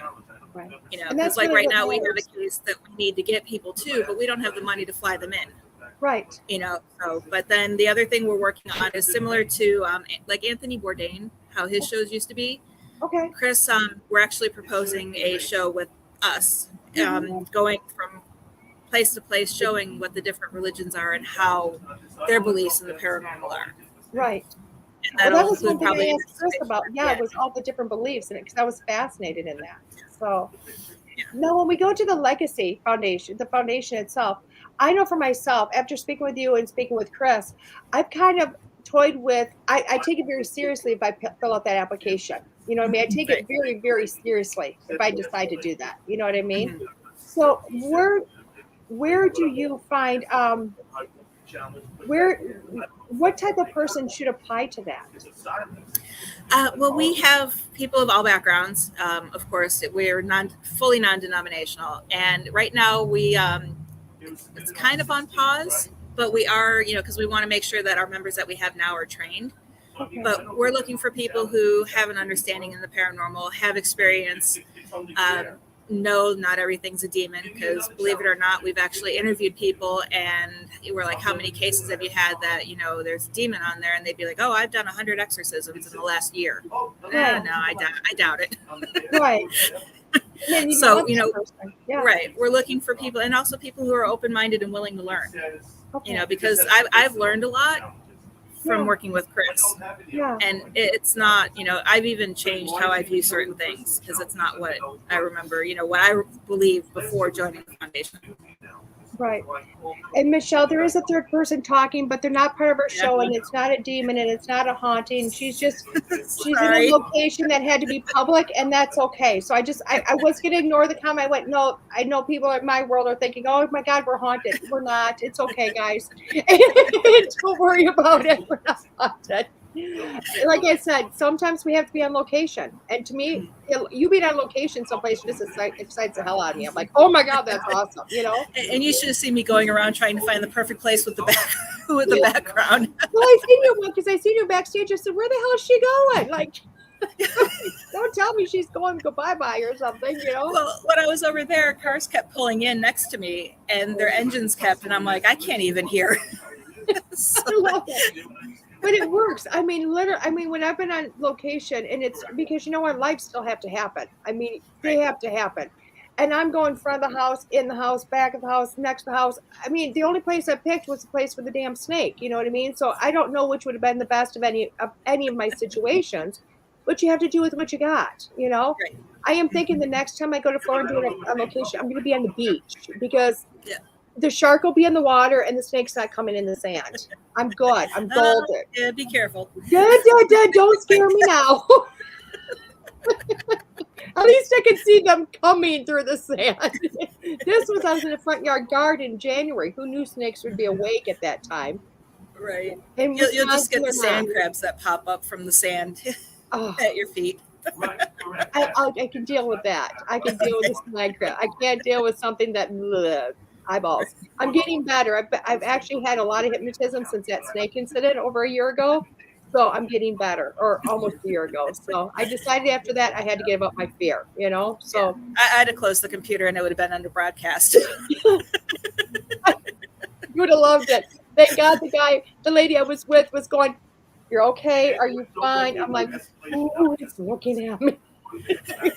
So now I can actually take my grandkids to the zoo and look at the big snakes and get with it. I mean, I know there's glass. I'm good. They can't get me, but I couldn't do that before. So I'm so much better than I used to be. So a long way to go, So what would you tell we got a couple minutes. So what would you tell anybody, right off the bat, if you're going to go into paranormal investigation, what would you tell somebody?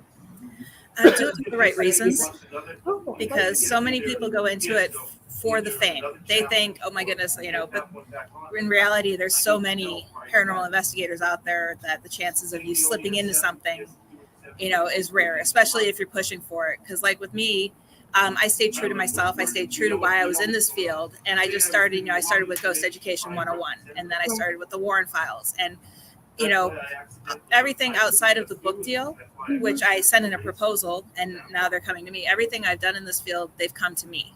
Yeah. You know, it's the producers for the TV series came to me and asked us if we would go to Goldfield and film a sizzle reel. The documentary, they came to us and asked if we wanted to be, because they like the idea of a family of investigators. And that's what they featured in the documentaries. And, you know, so it's just, people are coming to us. And that's the type of people you want on the shows, because, you know, we're humble. We stay true to ourselves, you know. And we were watching, even though it was a horror convention, all the celebrities, we were near Celebrity Row so we could see it. And they would be like, okay, you know, take the money, move on. And they didn't spend any time talking to the fans or anything like that, where we had people at our table for 1, 2, 3, 4 hours. We had to be like, you know, hey, we got to go. We have a panel. Right. And the group at our table would follow us to our panel discussion. Wow. You know, it's the celebrities that kind of, I think, even though some of them are good, some of them are nice, I know several of them, they're kind of, I don't want to say in it for the money, but they're not as personable anymore. Right. You know, and I truly believe that we need to stay humble and. Yeah. And that can be really hard sometimes. So I'm glad that you're still there and still accessible, which is amazing. You know, and I apologize for the few yawns this weekend, because I will tell you, you understand travel. Trust me, I was in one part of Wisconsin one day, I was in another part of Wisconsin, and I had lots. I'm like, I'm whooped. Yeah. You know, we live in Lakeland, and I didn't even think anything of it because it was just outside of Universal, the convention. Oh, wow. And on a normal day, 30, 35 minutes to get there. Yeah. But we weren't thinking, you know, theme park traffic in the morning. And it would take us an hour to an hour and a half to get there in the morning, but going home was like 30 minutes. Right. If I had remembered what traffic was like in Orlando, we probably would have stayed in a hotel, but we went Friday, Saturday, and Sunday driving. You know, we'd leave our house at 8 in the morning. We'd leave Orlando, you know, 10, 11 o'clock, because we would still be speaking at a panel at 10 o'clock at night. Yeah. You know, and we didn't want to, you know, rush the fans, but I had my husband and my son went with as well. And it was funny. My son, he's been dealing with depression for the last year and a half. And he actually got on stage with us and was talking and interacting, sharing his experiences with the paranormal. And it was the first time I'd seen him shine like that in a long time. So I think, you know, this is really good for him. I think that's amazing for him. That's awesome. And I will tell you, with everything I was doing, I kept seeing your pictures going, why am I at this event? I want to be there. I love where I'm at, but I want to be there. I'm getting more and more as I meet more people, and just so many amazing people, you know what I mean? I want to do more things. I don't know. It's just me. So who knows? Maybe one event I'll be able to see you, you know, and come up just... Oh, you know, big hugs. So. Yeah, we'll just have to reach out to the agency and have them plan us to do something together. That sounds like a plan. That sounds like put me and Heather together someplace. You know what I mean? I will push the room for her, if nothing else. Yeah, I know I need to talk to him anyway, because Joe Frankie, who actually, he was handpicked by Ed and Lorraine Warren to do this work. Oh, wow. And he was, you know, basically with them from the whole time. And he wants to do tours with me as well. So I'm going to be talking to him about possibly bringing Joe aboard as well. And that'd be awesome. Matter of fact, send Joe my way. I would love to bring him on. I would love to bring him on. We just named him our chairman of the board for the Warren Legacy Foundation. Oh my God. He works side by side with Lorraine and Ed. Yeah. Oh my God, that is so awesome. I want to bring him on. You know, I don't know how to get a hold of him. So my in I'm going to use is you. That's fine. I think that's what most people do. They get me on their podcast first, and then they're like, hey, can you get Chris and Joe? Well, and the funny thing is, if I didn't ask Chris, I mean, all of a sudden he's popping up like, I want to be on your show. I'm like, really? Oh my God. I would have never thought he would say yes. Not in a million years. You know what I mean? Yeah, well, I try to just book us all at the same time, because, you know, people end up asking anyway. Well, there you go. Well, I'm learning about each person as we go, believe it or not, you know, because you were the person I knew, you know? Right. Didn't know about anybody else, and then all of a sudden Chris says, I'm like, yeah, who are you? Oh my God, that's who you are. That's cool. You know, honestly, you will be the first time I use for anybody to bring them on through a third party. You're being true to yourself. Beautiful, hon. Well, I thank you so much again for coming on. I just, you know what, you're just such an amazing person, the work you do, and this education that you're giving to so many people. I appreciate you. Thank you so much for having me again. It was Thank fun. you. And how do people find you really quick? Okay, I have a new website. You can either go to explorationparanormal.com or you can go to heatherleighphd.com, spelled exactly how I have it on the screen. Okay. Just it's all one word instead of spaced out. So, and that'll take you to my website with everything I have there. I love that. I love that. Well, I'm hoping many people go. I do know a few went after the last time to things and filled out applications. So I'm so excited. So thank you again for coming on and educating, and congratulations on your new book launch and radio show and agency. And wow, I cannot wait to see what else happens. I just can't Thank you wait. so much. So thank you. You have a great day, Miss Heather. You too. Bye. Everybody else, I'll be back in a few minutes with your weekly poll. This is School Through Spirit with DeEtte Ranae.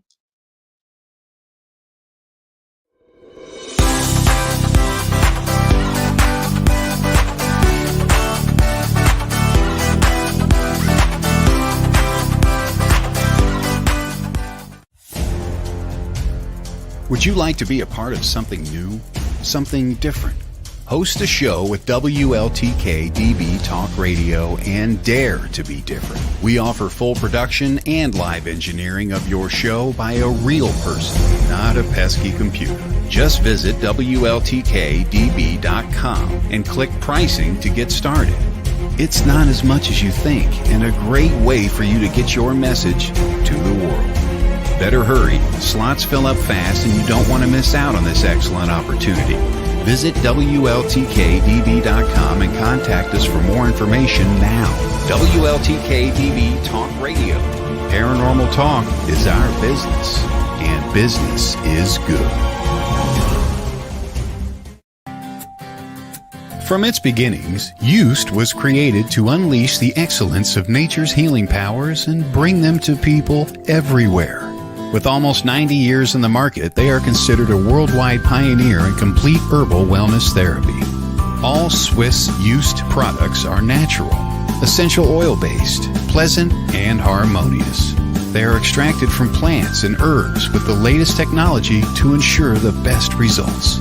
Swiss Used Live Healthy with consultant Stephanie will guide you in the right direction to find the perfect essential products just for you. For example, have an upset tummy? Try our soothing chamomile that has not only been used by many, but trusted for years. Keep in mind, you just can't get these amazing oils at your local shopping center. They're just too special. For that, you need a connection. And that connection is Stephanie.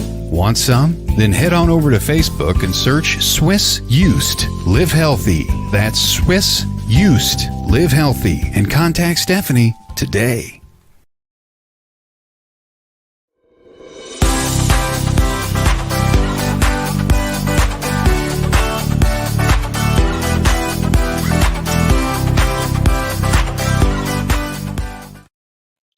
Hey everybody, this is DeEtte Ranae back with School Through Spirit on WLTK-DB.com. What an incredible morning this morning with Heather Leigh. Gosh, what just amazing. I love this lady. I can't even tell you. I just have so much respect for her and love and admiration for the work she does and all that she does do. And she is just, again, check her out. Check out her website. Check out her books. She truly is incredible. She really is incredible. And I cannot tell you, I'm just so fortunate that she reached out the first time to come onto the show, and that I said yes, and we said yes, and just a development. So, and so much that I've learned from her. So she is a wealth of education, of information. Again, she is part of the Warren Legacy Foundation, but she's so reachable. She's so, and I'm not going to say Chris isn't or Joe Frankie isn't and everybody else, but you know, I just know how reachable Heather is. So, and I know their passion to educate is huge. So, again, please go and look at that. I also want to let you know that the Warren Legacy Foundation does have a patron page, of which I am going to see if I can find it and put it in the show comments. I think it's on Chris's page. I'm not quite sure. They do have a patron page. If I can find it, I'm going to put it in the comments for you guys, because the patron page really is, you know, a lot of places is. We have that, you know, we do. Why? Because we need help. We need help to get messages out. The patron page will definitely be one that helps to get more information out to the community. It helps them get people to people that need assistance. So any donation they do, I do know that they have a lot of different levels. I can't even find it right now, but if you do go to, I do know if you go to the War and Legacy Foundation, you know what? I'm just going to click that link. I'm going to put that. I'm going to put that in the comments, and that'll give just a better idea for you guys to go to find them. To literally just go donate, go watch, go sign up, go do what you got to do. This is a great organization that she is just so proud to be part of. Oh my God, I'm all over the place, guys. I'm all over the place. To really just help them help the community. If that makes sense, help them help the community. Because so many people just don't realize that literally, there is a lot of people that have a lot of, they have hauntings in their house. They really do. They have this residual energy. They have intelligent hauntings. I just put the Warranty Legacy email up there, or website up there. But they do have this stuff going on. This is real, guys. This isn't something fake. You may not have it in your home, or maybe you've never had a friend have it, but for people that have it, it's real, and they really do need help. And this foundation goes out to help people, and it's at no charge. They don't charge a single person to go do this stuff, but they do need assistance because, they do need, they need help with gas money sometimes to get there. They need help with sending people in to educate, if it's a bigger case, as when we had Chris on, you see there's a lot more in depth. It's huge. Chris doesn't even live in America because he can't afford to live here and still do what he does. He can live in Peru or someplace else for pennies on the dollar. It's not because, not that he doesn't like the places he's staying at, but you know what? He can do so much more using so much less money. Okay. So he's not living this, exaggerant lifestyle that we might want to think he is. But he does it, like he said, for pennies on the dollar. Pennies on the dollar to do what he's got to do, So any help, guys, doesn't put, Chris in a big hotel in Peru, guys. It really does go help to help other people. Okay. So please take the time, go look at the application. If you feel drawn to it, fill out the application, become part of the team. Or if, just join one of the tiers. It doesn't take much money to help sometimes, guys. It doesn't take much money. So let's do our 5-card stud, guys. 5-card stud today. I'm going to use Nature's Whispers cards. Let me know if you're still there. Hey, Modula, see you. Oh my gosh, glad to see you're still there, Mo. Love it, love it, love it. Thank you, Michelle. Hello, Michael. So many people joined in. Deidre still there. Yes. It really feels like that sometimes, doesn't it? It does. And by the way, guys, Deidre there you see in the comments, we're welcoming her to the station. Also, she's got a show that's coming on. We're launching that September 21st, I believe. Tim is still here. Yes, woohoo, thank you. So, guys, going back to 5-card stud here, pick a number 1 through 5. Any one. You can pick one number, 2, all 5. It's up to you. This is up. Got one jumper, guys. I don't usually do jumpers, but when I got one, we got one. So, other than that, we're going to start with, is Lori still here? Okay, I got a few jumpers, guys. I got jumpers. That's how we're doing it this week, apparently. And you know what's funny is I got total of 5 jumped out at me, so that's how we're doing it this week. Who knew? So, total of 5 jumped out, so we're going to take it and run. Okay. We got beautiful cards. Oh my God, it's cards I haven't used, cards I've used before, cards that I want to go to. Everybody knows that. Everybody knows what card it is when I see it. I go, I hate talking about that card. I don't even know why I hate talking about it. It's just, I don't, maybe I got issues with it. Maybe that's what it is. Okay, and yeah, I know. And you know what? I think when this time it comes around, I'm just going to read the book. And you know how often I bring out the book. I think just to get over my with a card, we're just going to read the book on the card and go from there. So, but card number 1, guys, if you pick card number 1, it is the illumination card, guys. You need to put light on things. You need to look at it. You know what? When I'm looking at this card, this card, every time I look at this card, I see something new. I see something bigger, brighter, more beautiful in this card. But I want to also say, if you notice this, illumination is not the light of the sun. So you don't have a lot of light on something. You've got something that's in the shadow, something that you're not quite seeing, not looking at, and you need to really put some light on that, some focus on that, okay? You need to bring out the details of what's going on. So if you have contracts going on, don't sign until you look at the fine print. If you're looking at changes in your life, moves, things like that nature, Put some light on it. Really look at it in depth. Don't just do it wanny nanny and go. Okay. So if you pick number 1, this means that it's really time to really kind of look at things a little bit closer, but put some light on it. Okay. The card we all know I don't like, heighten your vitality. So because I just look at this card and go, "Ugh," every time, we're going to read the book. How's that sound? What's the book say? Heighten your vitality. Tap into the depths of your being and draw on your personal power. If you feel like your energy is low, infuse your mind with warmth of sunlight and visualize this light bringing new energy into you. You have energetic reserves to draw on. Allow this energy boost to flow through you. Connect with others, or do something you love to continue creating the change you need.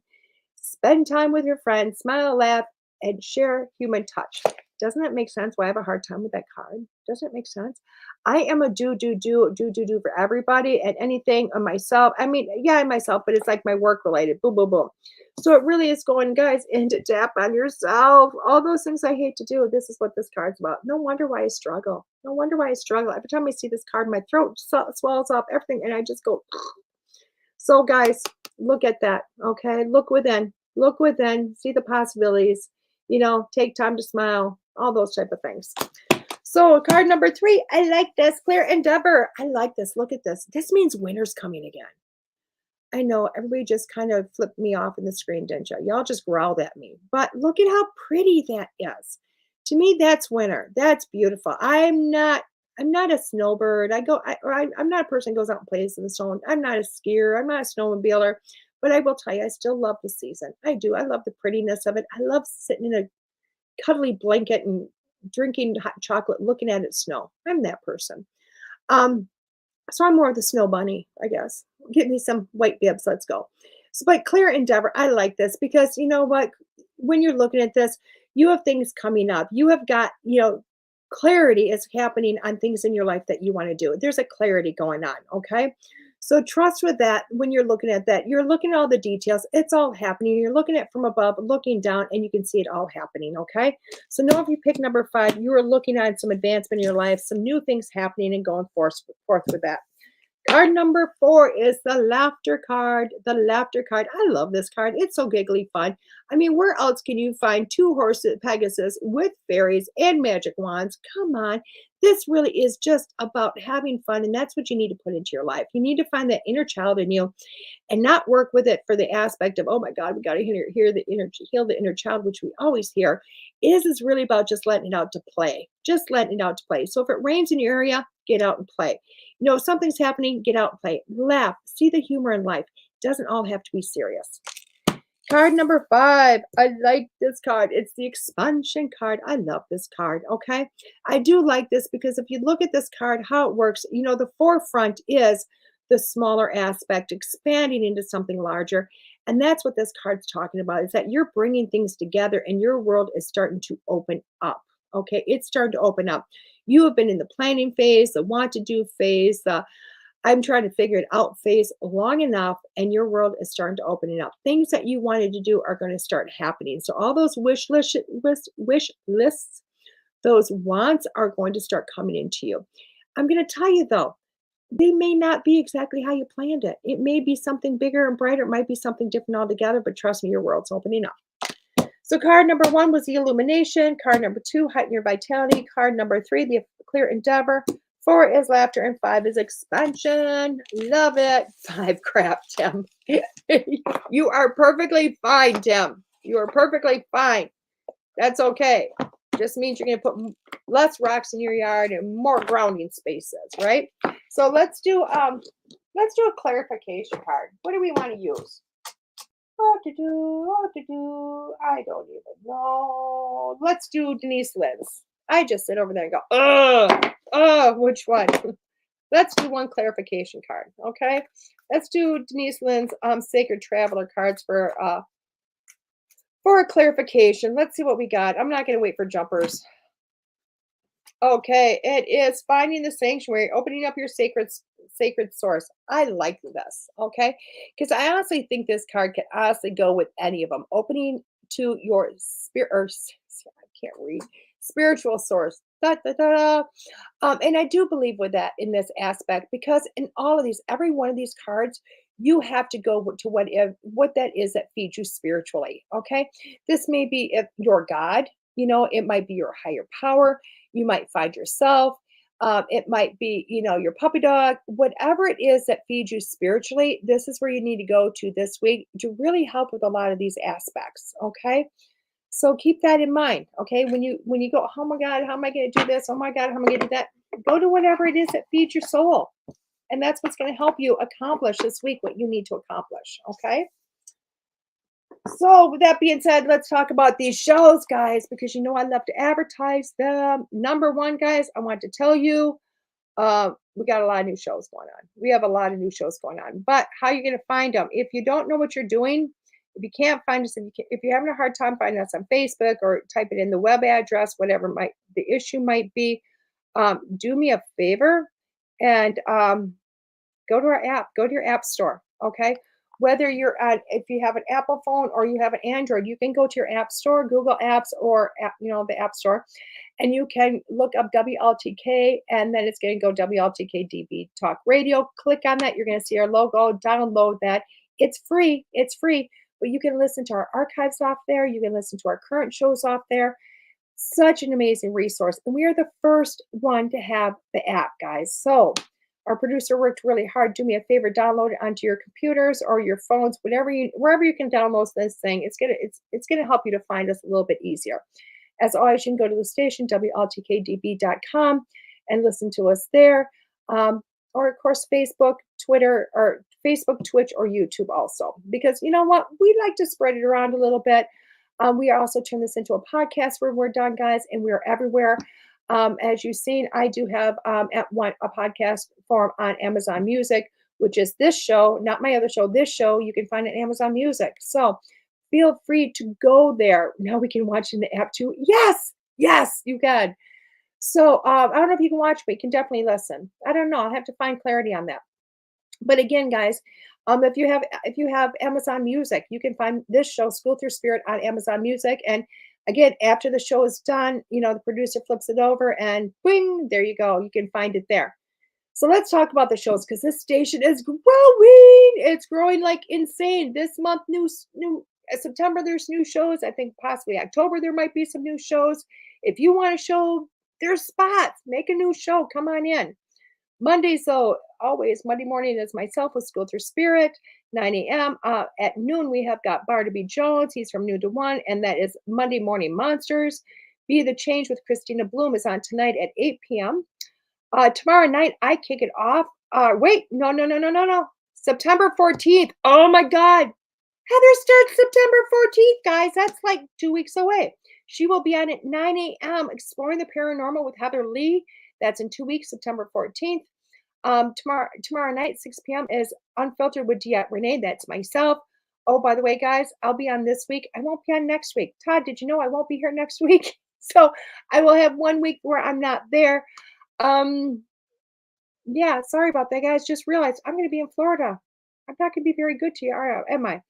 Anyway, so I'm going to have a bye week, and I believe there will be actually 2 weeks of not being there because the week after that, I do believe is a station break. Okay, so I'm going to talk to you about that in a minute.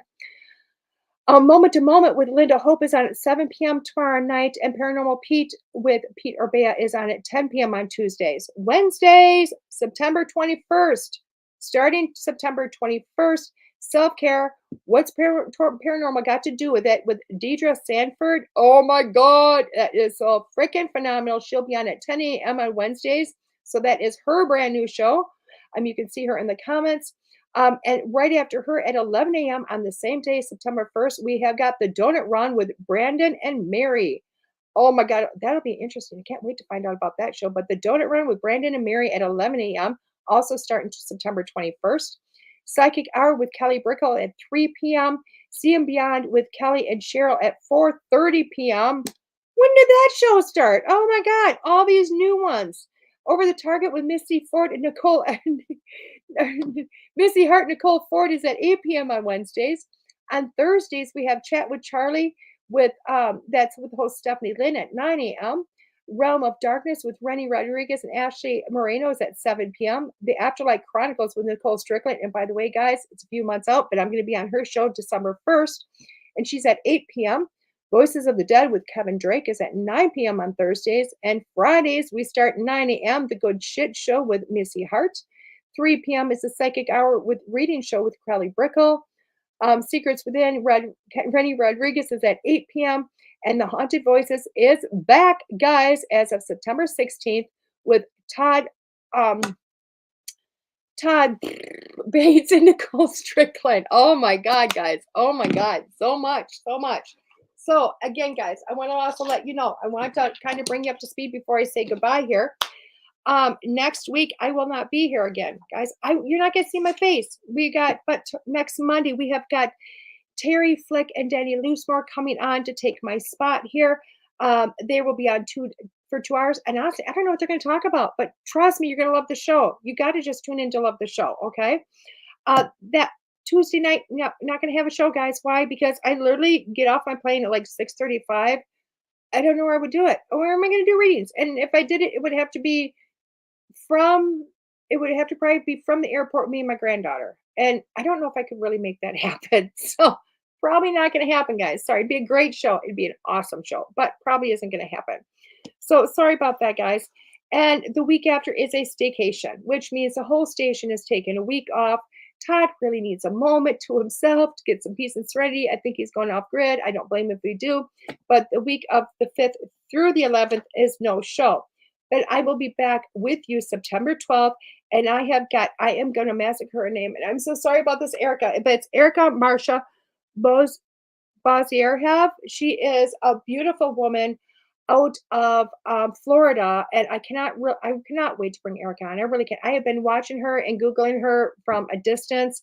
And she's just another incredible medium that has done so many incredible things. And I cannot wait to bring her on. So, guys, you won't see me until September 12th on this show. I do apologize. Again, you won't see me, but you know what? That's okay. Everybody needs a break from this voice. It doesn't know how to shut up. So that being said, guys, have a great day. I will see you tomorrow night. If you come in to see my show, enjoy the station, enjoy the ads. This has been DeEtte Ranae with School Through Spirit on WLTK-DB.com.